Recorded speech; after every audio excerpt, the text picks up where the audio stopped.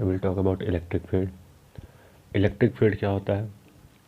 Electric field किसी भी charge के सराउंडिंग का वो एरिया होता है जिसमें हम कोई दूसरा चार्ज लेकर आए, तो ये चार्ज क्या करे, इसकी वजह से फोर्स को फील करे। अट्रैक्टिव या रिपल्सिव किसी भी तरह का फोर्स ये फील करता है, तो हम क्या कहेंगे, इस एरिया को हम क्या कहते हैं, इलेक्ट्रिक फील्ड। लेकिन इलेक्ट्रिक फील्ड क्या है, किसी भी चार्ज के अराउंडिंग सराउंडिंग का वो एरिया जिसमें कोई दूसरा चार्ज इसकी वजह से क्या करे, फोर्स को फील करे, तो उस एरिया को क्या कहते हैं हम, इलेक्ट्रिक फील्ड। हम कैसे डिफाइन करेंगे इसको, it is space around a given charge in which it will experience force in which any other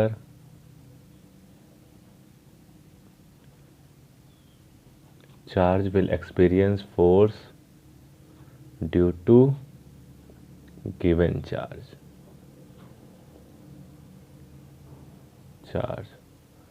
will be termed as electric field।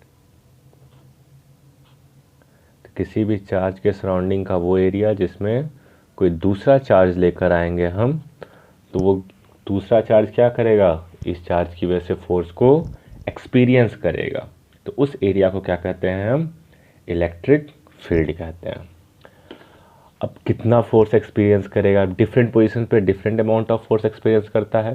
तो अमाउंट ऑफ फोर्स जो एक्सपीरियंस करता है कि ये इलेक्ट्रिक फील्ड का स्ट्रेंथ कितना है, या अमाउंट ऑफ इलेक्ट्रिक फील्ड कितना है, किस जगह पे कितना इलेक्ट्रिक फील्ड है, ये डिफाइन करते हैं हम इलेक्ट्रिक फील्ड इंटेंसिटी से।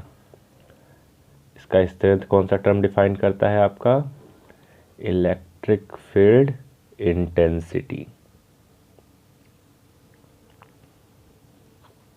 ठीक, इलेक्ट्रिक फील्ड इंटेंसिटी का किसी भी स्पेसिफिक पॉइंट पे कितना अमाउंट ऑफ इलेक्ट्रिक फील्ड है, वो कौन सा टर्म डिफाइन करेगा, electric field intensity. It defines the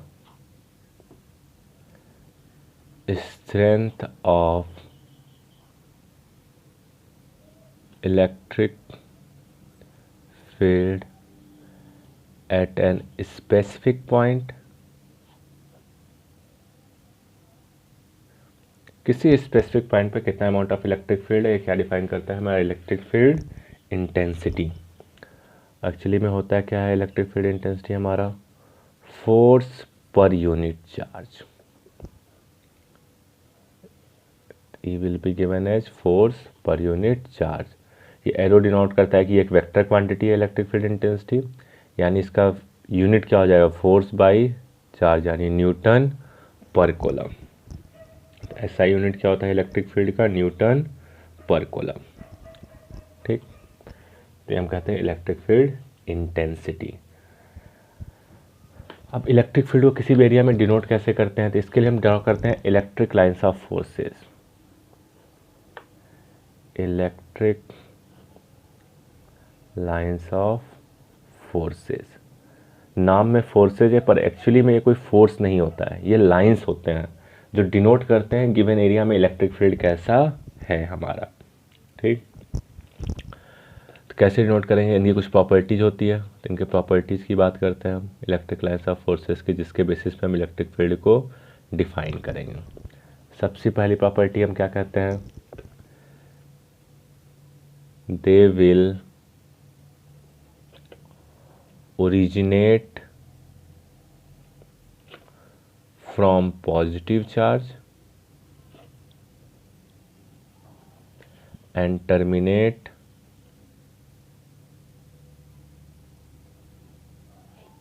at negative charge। इसका मतलब क्या हुआ, अगर पॉजिटिव चार्ज है तो यहाँ से इलेक्ट्रिक लाइंस ऑफ फोर्स क्या करते हैं, ओरिजिनेट करते हैं, स्टार्ट होते हैं, ठीक, कुछ इस तरह से। और वहीं अगर निगेटिव है तो यहाँ पर आके ये एंड होगा, ख़त्म करेगा, टर्मिनेट करेगा, कुछ इस तरह से, ठीक। तो एरो आउटवर्ड है अगर कहीं से, तो यानी वहाँ पे क्या है, पॉजिटिव चार्ज। और एरो इनवर्ड है, आके ख़त्म हो रहा है, तो वो कैसा चार्ज होगा, निगेटिव। यानी लाइंस बाहर की ओर निकल रही हैं, तो आप क्या कहेंगे, वो चार्ज वहाँ पे कैसा रखा है, पॉजिटिव। और लाइंस वहाँ पे आके ख़त्म हो रही हैं, एंड कर रही हैं, यानी वहाँ पे चार्ज कैसा होगा, निगेटिव, ठीक। Second property,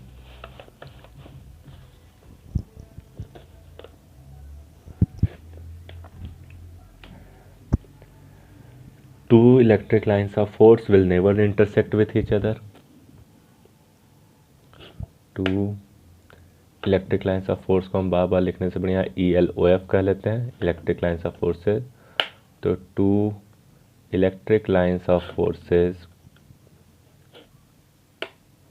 will never intersect with each other.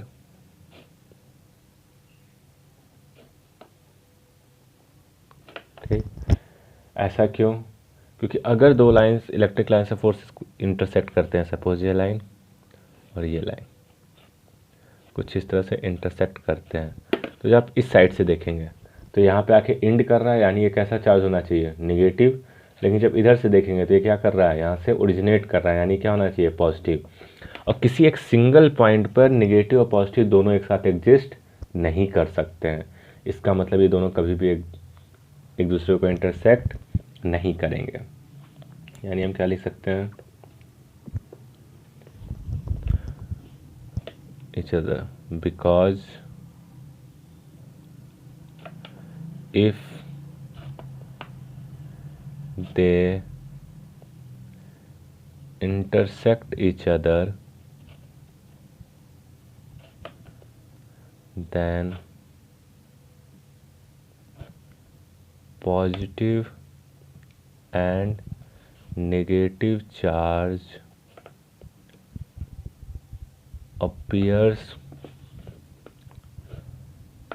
to exist at same point which is not possible। एक सिंगल पॉइंट पर निगेटिव और पॉजिटिव चार्ज एक साथ एग्जिस्ट नहीं कर सकते हैं, ठीक। नेक्स्ट प्रॉपर्टी इसकी, इलेक्ट्रिक लाइन्स ऑफ फोर्स को देखकर आपको इलेक्ट्रिक फील्ड का स्ट्रेंथ बताना है, तो वो कैसे डिफाइन करते हैं, तो जितना ज़्यादा डेंसिटी होगी इलेक्ट्रिक लाइन्स ऑफ फोर्सेस की, वहाँ पे स्ट्रेंथ उतना ही ज़्यादा होगा। फॉर एग्जांपल अगर कुछ इस तरह से हमने इलेक्ट्रिक फील्ड लाइन्स को डिनोट किया, ठीक, हम कहें ये पॉइंट ए है, ये पॉइंट बी है। अब यहाँ पे इलेक्ट्रिक लाइन्स ऑफ फोर्स ज़्यादा डेंस है, यहाँ पे क्या है, कम डेंस है। तो जहाँ पे डेंसिटी ज़्यादा होगी इलेक्ट्रिक लाइन्स ऑफ फोर्सेस की, वहाँ पे इलेक्ट्रिक फील्ड ज़्यादा होगा, जहाँ पे डेंसिटी कम होगी वहाँ पे कम होगा। यानी आप क्या कहेंगे, electric field at B is less than electric field at A. तो हम क्या कहेंगे, density of electric lines of forces denotes the strength of electric field if density is more than electric field strength will be large। जितना ज़्यादा density होगा electric field strength उतना ही ज़्यादा होगा। Next property,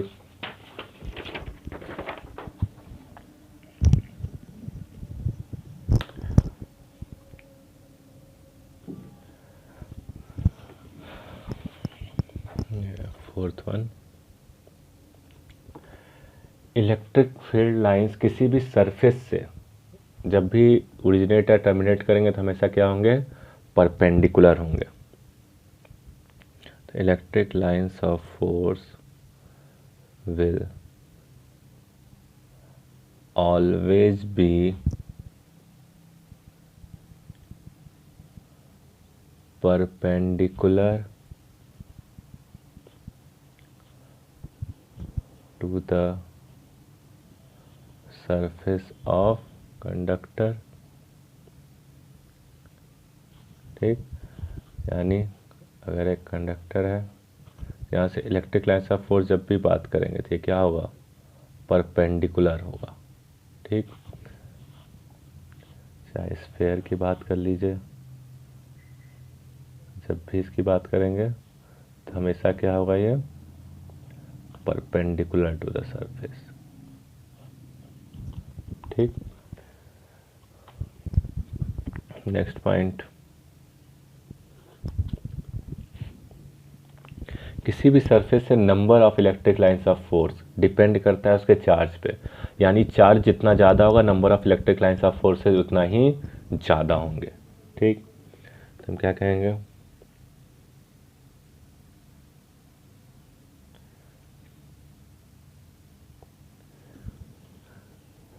number of electric lines of forces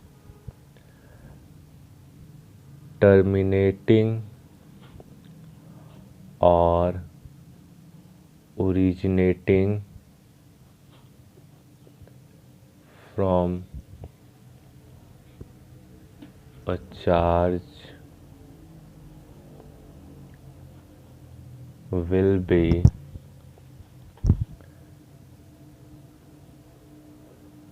directly proportional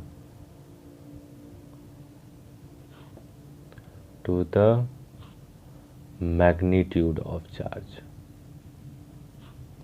charge अगर ज़्यादा है, magnitude, charge का मैग्नीट्यूड अगर ज़्यादा है तो number of electric lines of force भी क्या होंगे उसके पास, ज़्यादा होंगे। अगर कम है तो कम होंगे।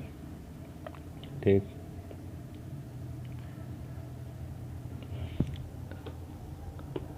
And electric lines of force कभी भी कंडक्टर के इनसाइड में नहीं होते हैं, can never exist inside the conductor.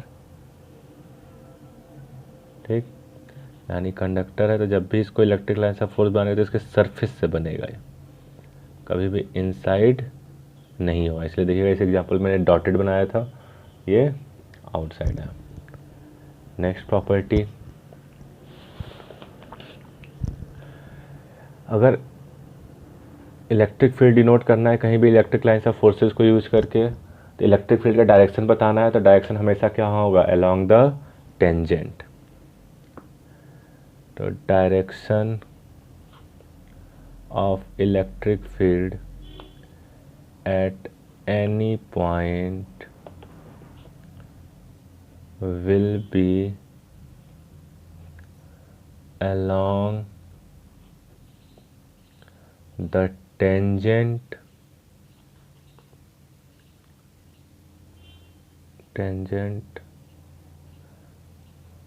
at electric lines of force at that point।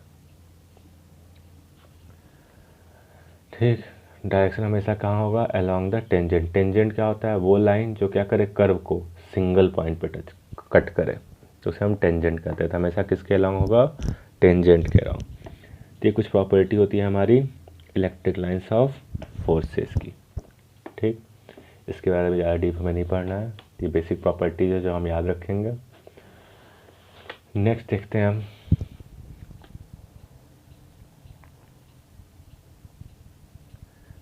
Electric potential and potential difference.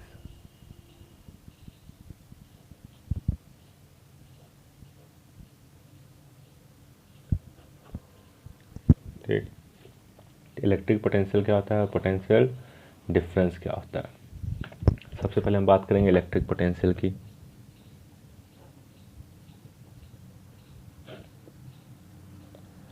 Electric potential, तो इलेक्ट्रिक पोटेंशियल डिफाइन करना है तो किसी चार्ज को इन्फिनिटी से किसी गिवन पॉइंट पर लाके रखने में जितना अमाउंट ऑफ वर्क डन हमें करना पड़ता है वही क्या होता है उस पॉइंट का इलेक्ट्रिक पोटेंशियल। वर्क डन क्यों करना पड़ता है वो समझते हैं। मान लिया एक चार्ज क्यू यहाँ पे रखा हुआ है, ठीक, तो इसके सराउंडिंग में क्या होगा, इलेक्ट्रिक फील्ड होगा। जब इन्फिनिटी पे क्यू नॉट चार्ज रखा हुआ है यानी इससे बहुत ज़्यादा दूर रखा हुआ है तो इस इंस्टेंट पर इसके ऊपर कोई भी फोर्स नहीं लग रहा होगा। कोई भी फोर्स नहीं लग रहा होगा यानी चार्ज को मूव कराने के लिए आपको कोई भी वर्क डन नहीं करना पड़ेगा। जब फोर्स होता है तभी वर्क डन होता है। अब इस चार्ज को जैसे जैसे हम इसके पास लाएंगे तो इसकी वजह से इस पर फोर्स लगने लगेगा। अब इसके ऊपर ये फोर्स लगाएगा तो इसकी वजह से ये क्या करेगा, डिस्प्लेस होगा उस फोर्स की वजह से, यानी क्या करना पड़ेगा, हमें वर्क डन करना पड़ेगा। ठीक, तो फोर्स लगेगा, ये डिस्प्लेस होगा तो उसकी वजह से ये वर्क डन करेगा।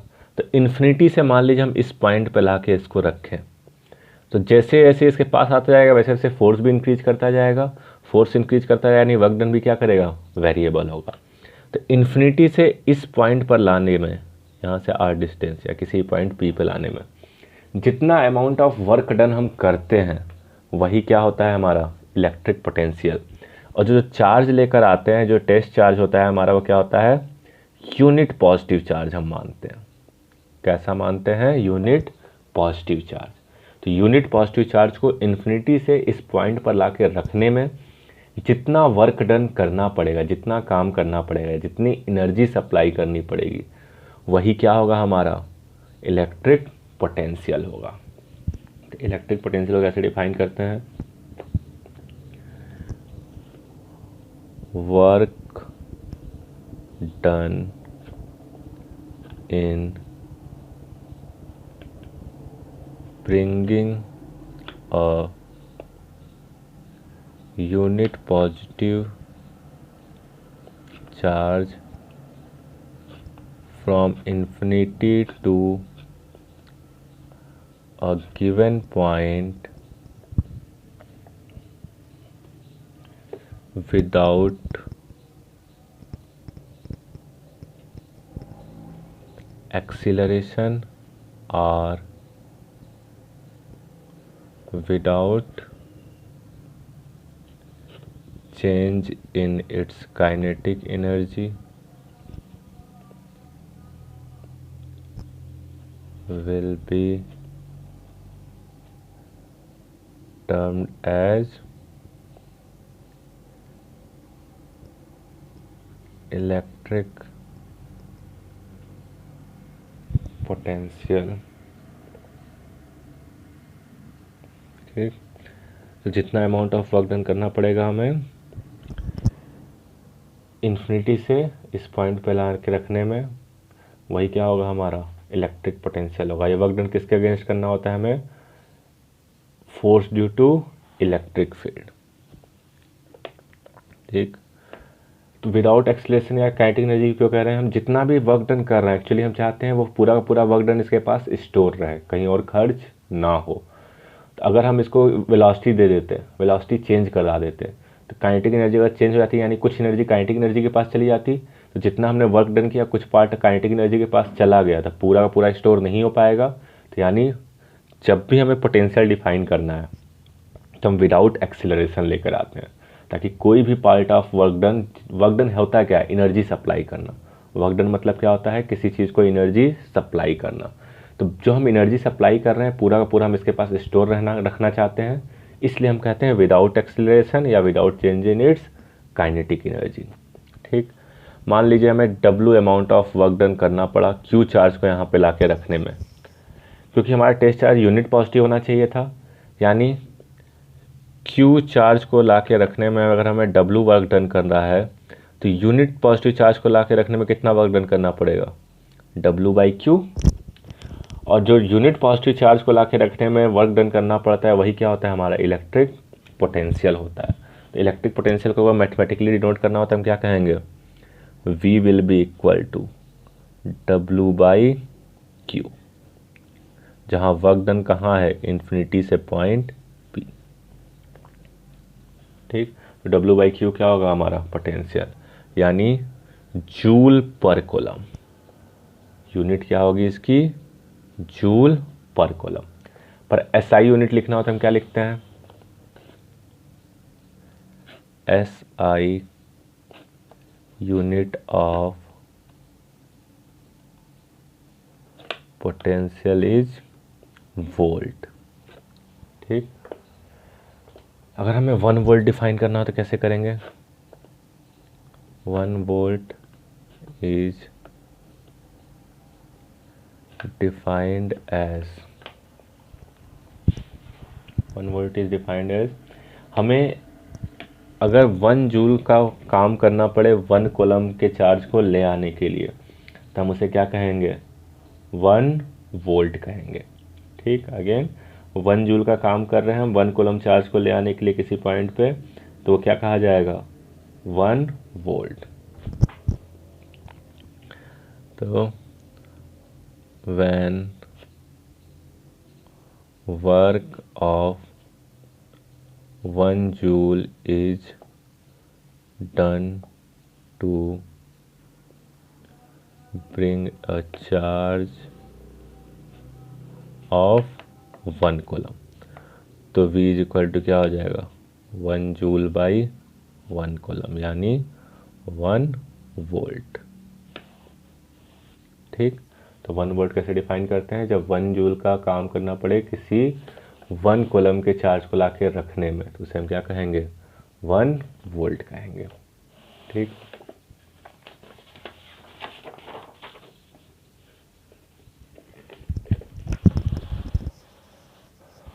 पोटेंशियल समझ में आया।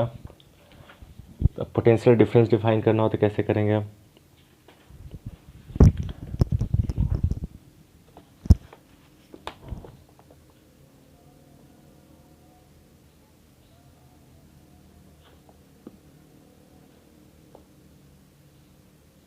Potential difference. ठीक। पोटेंशियल डिफरेंस और पोटेंशियल लगभग सेम ही होता है। अंतर क्या होता है, पोटेंशियल में हम इन्फिनिटी से किसी पॉइंट पे लाके रखते थे, अब यहाँ पे क्या कहेंगे, किसी एक पॉइंट से दूसरे पॉइंट पे हम ला के रख रहे हैं चार्ज को। ठीक। ए से बी ले जा रहे हैं, तो हमें जो अमाउंट ऑफ वर्क डन करना पड़ेगा वो क्या होगा, इन दो पॉइंट्स के बीच का पोटेंशियल डिफरेंस होगा। ठीक। तो पोटेंशियल डिफरेंस को कैसे डिफाइन करेंगे,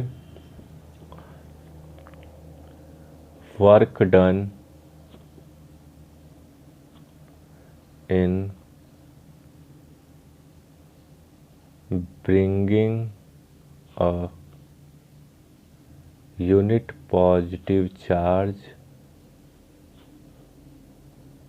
from one point to another। एक पॉइंट से दूसरे पॉइंट पर ले जाने में जो वर्क डन करना पड़ेगा वही क्या होगा, पोटेंशियल डिफरेंस होगा। तो ए से बी ले गए तो फाइनल माइनस इनिशियल, यानी V B minus V A will be equal to work done by charge, W by Q. ये क्या हो जाएगा हमारा पोटेंशियल डिफरेंस। अभी न्यूमेरिकल के थ्रू समझते से क्वेश्चंस कैसे करते हैं हम। सपोज आपको कहा जाए work done in bringing a 10 coulomb charge from infinity to point A is 200 joule. Find potential of A। A का पोटेंशियल क्या होगा ये हमें बताना है। तो हम क्या कहेंगे, potential at A will be equal to work done by charge. तो वर्क कितना हुआ हमारा 200 जूल, चार्ज कितना था 10, यानी कितना हो जाएगा 20 वोल्ट। ठीक, simple. Next question similarly, if work of 100 joule is done to move a 5 coulomb charge from A having potential 10 volt to point B, then find potential of B। अब यहाँ से A से B ले जा रहे हैं तो यानी किसकी बात कर रहा है, पोटेंशियल डिफरेंस की। ठीक, तो हम क्या कहेंगे, VB minus VA will be equal to W by Q। जब इन्फिनिटी से ले आएगा तो सिंपल हम लिखेंगे V equal to W by Q, पर यही एक पॉइंट से दूसरे पॉइंट पे ले जा रहा है तो हमें समझ में आ गया दो पॉइंट के बीच की बात कर रहा है, यानी किसकी बात कर रहा है, पोटेंशियल डिफरेंस की। तो VB minus VA equal to W by Q, तो वैल्यू रख देंगे। VA की वैल्यू हमें कितना गिवन है, 10 वोल्ट, यानी VB minus 10 will be equal to W कितना गिवन है, 100 डिवाइड बाई चार्ज कितना है, 5। हमेशा देख रहे हैं A से B जा रहे हैं इसलिए हमने VB माइनस VA लिखा। अगर B से A जाते तो हम क्या लिखते हैं, VA माइनस VB। तो इस चीज़ का हम ध्यान रखेंगे। तो यहाँ से VB इज इक्वल टू कितना आ जाएगा, 20 प्लस 10 यानी 30 वोल्ट। ठीक, तो इस तरह आप कैलकुलेट करके इलेक्ट्रिक पोटेंशियल डिफरेंस फाइंड का हम निकाल सकते हैं। ठीक, एक लास्ट क्वेश्चन देखते हैं। अगर सपोज यहाँ से पूछे if work of 100 joule is done to bring a charge of 10 coulomb from infinity to point A and then 200 joule work is done to move it from A to B, then find potential at B. ठीक, अब potential at B हमें find करना है। इस question में कह रहा है वर्क 100 जूल किया गया 10 कूलम चार्ज को इन्फिनिटी से ए पे लाने में। सबसे पहले हमने क्या कहा, इन्फिनिटी से हम कहाँ लेकर आए हैं, ए पर। इन्फिनिटी से ए पर लेकर आए हैं तो हम क्या फाइंड कर सकते हैं, पोटेंशियल एट ए। तो पोटेंशियल एट ए क्या होगा, W बाई क्यू। W कितना करना पड़ा हमें, 100 जूल। चार्ज कितना है, 10 कूलम, यानी पोटेंशियल एट ए कितना हो जाएगा, 10 वोल्ट। अब ए का पोटेंशियल मिल गया, फिर क्या कह रहा है, हम ए से बी गए, कितना अमाउंट ऑफ वर्क डन करना पड़ा हमें, 200 जूल। ठीक, तो ए से बी जा रहे हैं तो हमारा फॉर्मूला क्या हो जाएगा, VB minus VA will be equal to W by Q. ठीक, VB हमें फाइंड करना है, VA हमने निकाल लिया, यानी क्या हो जाएगा, VB minus 10 will be equal to work कितना किया हमने, 200 by 10। VB is equal to कितना आ गया, 20 प्लस 10 यानी 30 वोल्ट आंसर। तो इस तरह डिफरेंट केसेस में हम पोटेंशियल फाइंड करते हैं। तो समझ में आया electric potential. Again electric potential क्या होता है, अगर इन्फिनिटी से किसी पॉइंट पे हम ला के रख रहे हैं किसी चार्ज को, तो जो अमाउंट ऑफ वर्क डन करेंगे वो क्या होगा, इलेक्ट्रिक पोटेंशियल। और किसी एक पॉइंट से दूसरे पॉइंट पे ले जाने में जितना हम वर्क डन कर रहे होंगे वो हमारा क्या डिफाइन करेगा, पोटेंशियल डिफरेंस।